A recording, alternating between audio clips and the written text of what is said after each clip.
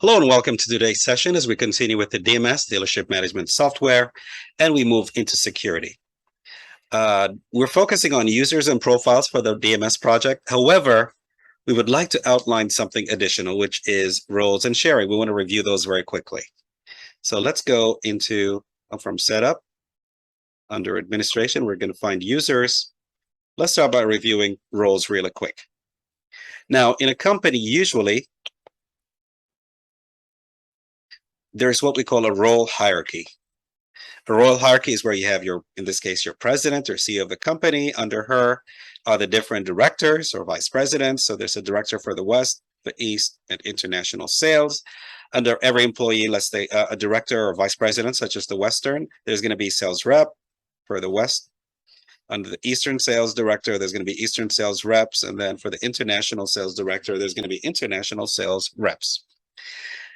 From a Salesforce perspective, when you set up the role hierarchy, and a lot of companies don't set it up, but just so we know it, when you set up the role hierarchy, basically it means that the CEO can see the accounts, let's focus on the accounts object, that are created by the directors under them.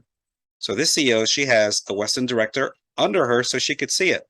But if the CEO of the company creates an account, can the person under see it? No, because the arrows face down. Similarly, that's by default. Of course, you can change that, but by default, you can't. Similarly, this is a sales rep. Can the director who manages them see it? Yes, because they can see anything down. But can the sales rep see accounts that are created by the director? The answer is no, by default. So president can see what the director has. Director can see what the sales rep has. The sales rep cannot see what the director has. The sales rep and the director cannot see what the CEO has. Trick question. This person here is a director. This person is a sales rep. Can this person see what this sales rep has? The answer is no, because it's a different department. It's a different team or a different department. Why is this important? It's important because this could be HR and this could be sales. So sales has no business looking at HR records and HR has no business looking into sales records. The hierarchy could be set depending on the kind of company that you have. So sometimes, as in this example, you're more territory. You're selling products on the East Coast, on the West Coast, in the Midwest, internationally. So you would probably use the territory-based hierarchy. In other cases, it might be company size. So let's say we're housing, we sell homes. Luxury homes over $1 million. We're going to have, a certain team for that. Homes between $500,000 to $1 million, we have a different team for that. And then homes under $500,000 would be a third team. So that's based on the size. Finally, product-based. In our case, we're a dealership management software, a DMS. We have different kind of vehicles. So we have a department for electric vehicles, EVs. And so that's one department. We have another department that sells regular vehicles. And then we have a third department that sells trucks. So this is an example of a product-based hierarchy, which, again, they all work for the same company. They're all selling our vehicles, but depending on the type of vehicle, the type of product, we can create that. Whichever one you want to choose, you click on Set Up Roles, and it's very easy to create the roles and identify who reports to who. Now, let's go to users. It's very easy to create a user, but when you create a user, that user needs to be assigned a profile. So think of a profile as a team. To oversimplify it, a profile is a team. Why is this important? It's important because let's think of a bank. We work at a bank, and you're part of HR. I am part of the bank tellers. As a bank teller, when a customer comes to open their account, I could see how much they're depositing, how much they're withdrawing, if they're opening a checking account or a savings account. Should I, as a bank teller, be able to see people's salaries, other coworkers' salaries? Absolutely not. That's HR. So as a bank teller, I should see the objects that do with the deposits and the withdrawals and the customer's money, but I should not see anything that's HR related, which is other employees and their salaries. You, on the other side, work for HR. So you see employees, what departments they work for, who their managers are, and their salary ranges and raises. Are you supposed to see objects that have to do with deposits and withdrawals of customers' amounts and monies? Absolutely not. You're only supposed to see objects that relate to HR, human resources. So a profile, basically, in this case that we just talked about, HR would be a profile or a team, And then bank tellers would be a profile and a team. In our DMS, we're going to have a few profiles or teams. So for example, we need an HR department. We need a sales department. We need a maintenance, people that are fixing the cars.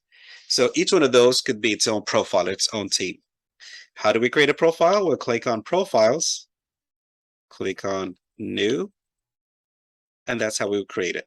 However, we'll click on new profile. However, one of the biggest challenges of creating a new profile is there's a lot of checkboxes. There's a lot of items that you need to check through. So an easier way of creating it would always be, let me minimize this a little bit.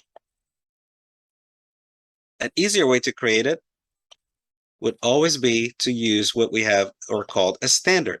So notice there's a standard user. I'm just going to clone that standard user. So a lot of the things are pre-checked, and I want to create a DMS maintenance profile. Click save. And now I'm going to edit it. And notice how a lot of the things are already pre-checked for me, which makes my job much easier, that I don't have to go in and check everything and anything from the very beginning. However, the requirements are always given to you, so you don't have to guess any of this. The company that you're working for will tell you standard objects. Here's what they should see. Here's what they should not be able to see or edit or change or delete. Custom objects, for instance, our maintenance team should be able to look at the Ford Dodge object and see the different vehicles and make and models of the cars. So I should go into Ford Dodge and give them whatever access I need to give to them. Depending on the company that you work for, password profiles. So if I'm working for something like a bank, that's very high security. If I'm working with something in the medical field, because of HIPAA compliance, I want to make sure that passwords expire every 30 days, for example. You can only remember, you have to change your passwords and cannot repeat your passwords. It has to be 8 characters and so on. How many maximum attempts? Save it, and the profile is created. Now, once we create our 3 profiles for the DMS, our HR, sales, and maintenance, we go to create our users. So first I want to create my profiles. Then I want to create my users, because every user, when you create a user, suppose we're creating a new user, there's some fields that are required. So the last name, let's say Johnson, and their email. You're always going to be prompted for a profile. Of course, assigning the right role and user license, we're always going to be prompted for a profile. So first, you want to create the profile. Make sure you have the right profile or the right team. In this case, for the DMS, we're creating an HR profile, a sales profile, a maintenance profile. And then after that, we want to make sure we create